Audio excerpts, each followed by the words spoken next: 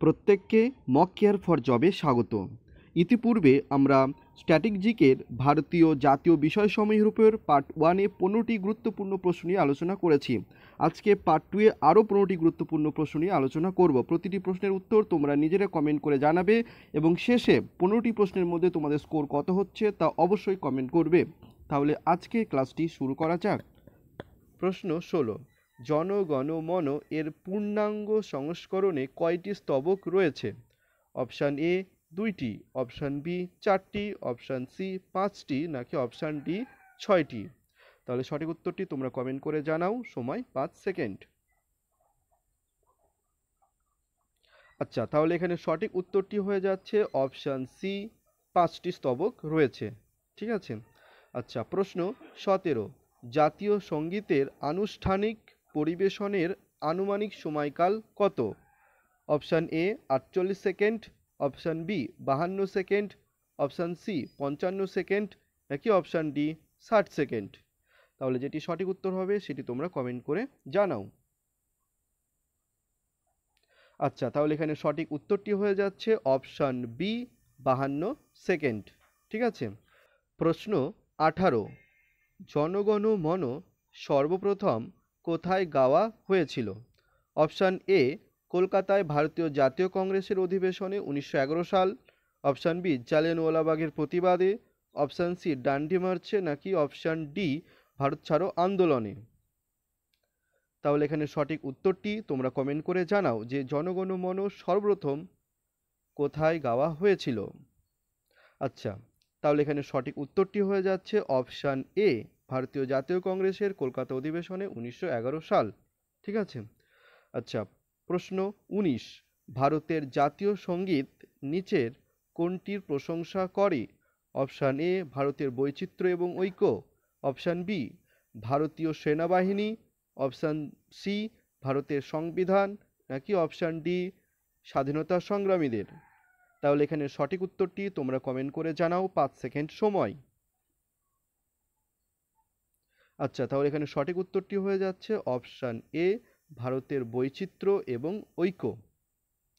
প্রশ্ন 20, জনগণ মন যে বাংলা কবিতা থেকে নেওয়া হয়েছিল তার শিরোনাম কী ছিল? অপশান এ ভারত বিধাতা, অপশান বি বন্দে মাতরম, অপশান সি আমার সোনার বাংলা, নাকি অপশান ডি গীতাঞ্জলি? তাহলে 5 সেকেন্ড সময়, সঠিক উত্তরটি তোমরা কমেন্ট করে জানাও। আচ্ছা, তাহলে এখানে সঠিক উত্তরটি হয়ে যাচ্ছে অপশান এ ভারত বিধাতা। ঠিক আছে। আচ্ছা, পরবর্তী প্রশ্ন। প্রশ্ন 21, জনগণ মন কোন সালে তত্ত্ববোধিনী পত্রিকায় প্রথম প্রকাশিত হয়? অপশান এ 1905 সালে, অপশান বি 1911 সালে, অপশান সি 1912 সালে, নাকি অপশান ডি 1909 সালে? তাহলে এখানে সঠিক উত্তরটি তোমরা কমেন্ট করে জানাও, সময় 5 সেকেন্ড। আচ্ছা, তাহলে এখানে সঠিক উত্তরটি হয়ে যাচ্ছে অপশান সি 1912 সালে। ঠিক আছে। প্রশ্ন 22, স্বাধীনতার পর কোন ভারতীয় রাষ্ট্রপতি সর্বপ্রথম জনগণ মন গেয়েছিলেন? Option A doctor Rajendra Prasad, option B doctor Sarvepalli Radhakrishnan, option C Pandit Jawaharlal Nehru, নাকি অপশান ডি সুভাষচন্দ্র বসু? তাহলে কোনটি সঠিক উত্তর হবে? সঠিক উত্তরটি তোমরা কমেন্ট করে জানাও, সময় 5 সেকেন্ড। আচ্ছা, তাহলে এখানে সঠিক উত্তরটি হয়ে যাচ্ছে অপশান এ ডক্টর রাজেন্দ্র প্রসাদ। ঠিক আছে। আচ্ছা, পরবর্তী প্রশ্ন। প্রশ্ন 23, জনগণ মন এর ইংরেজি অনুবাদ কার দ্বারা হয়েছিল? Option A Rabindranath Thakur, option B Mahatma Gandhi, option C Sarojini Naidu, নাকি option D C F Andrews? তাহলে যেটি সঠিক উত্তর হবে সেটি তোমরা কমেন্ট করে জানাও। আচ্ছা, তাহলে এখানে সঠিক উত্তরটি হয়ে যাচ্ছে অপশান এ রবীন্দ্রনাথ ঠাকুর। ঠিক আছে। আচ্ছা, পরবর্তী প্রশ্ন। প্রশ্ন 24, বন্দে মাতরম গানটি কে রচনা করেন? Option A Rabindranath Thakur, option B Bankimchandra Chattopadhyay বা চ্যাটার্জি, অপশান সি সুভাষচন্দ্র বসু, নাকি অপশান ডি সরোজিনী নাইডু? তাহলে যেটি সঠিক উত্তর তোমরা সেটি কমেন্ট করে জানাও। আচ্ছা, তাহলে এখানে সঠিক উত্তরটি হয়ে যাচ্ছে অপশান বি, বঙ্কিমচন্দ্র চট্টোপাধ্যায়। ঠিক আছে। আচ্ছা, পরবর্তী প্রশ্ন, প্রশ্ন 25, বন্দে মাতরম মূলত কোন উপন্যাসে প্রকাশিত হয়েছিল? Option A Gitanjali, option B Anandamath, option C Durgesh Nandini, নাকি অপশান ডি কপালকুণ্ডলা? তাহলে সঠিক উত্তরটি তোমরা কমেন্ট করে জানাও, সময় 5 সেকেন্ড।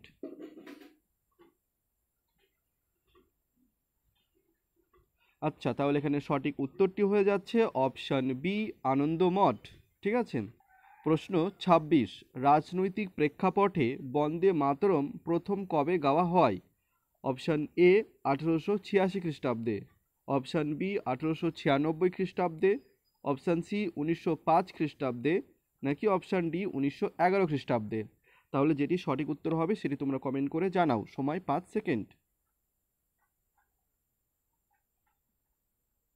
আচ্ছা, তাহলে এখানে সঠিক উত্তরটি হয়ে যাচ্ছে অপশান বি 1896 খ্রিস্টাব্দে।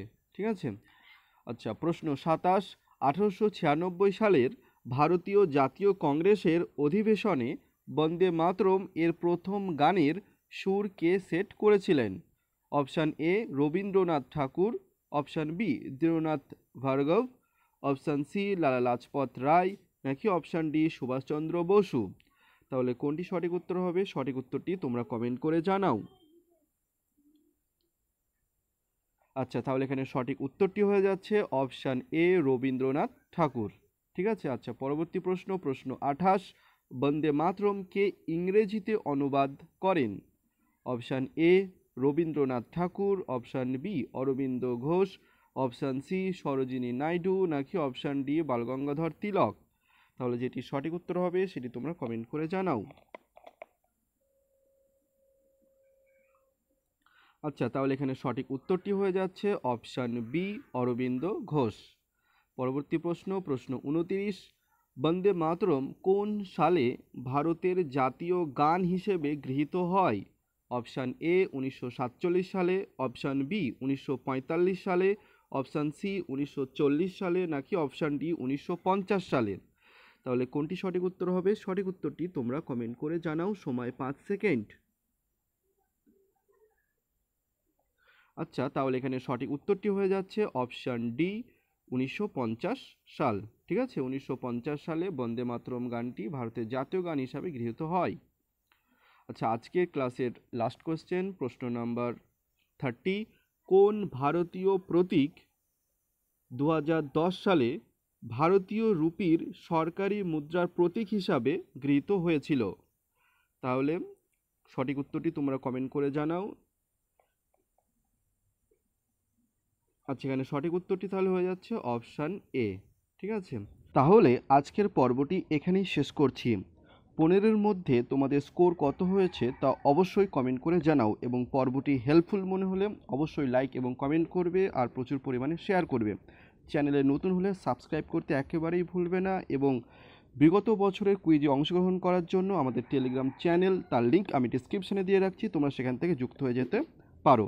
Thanks for watching.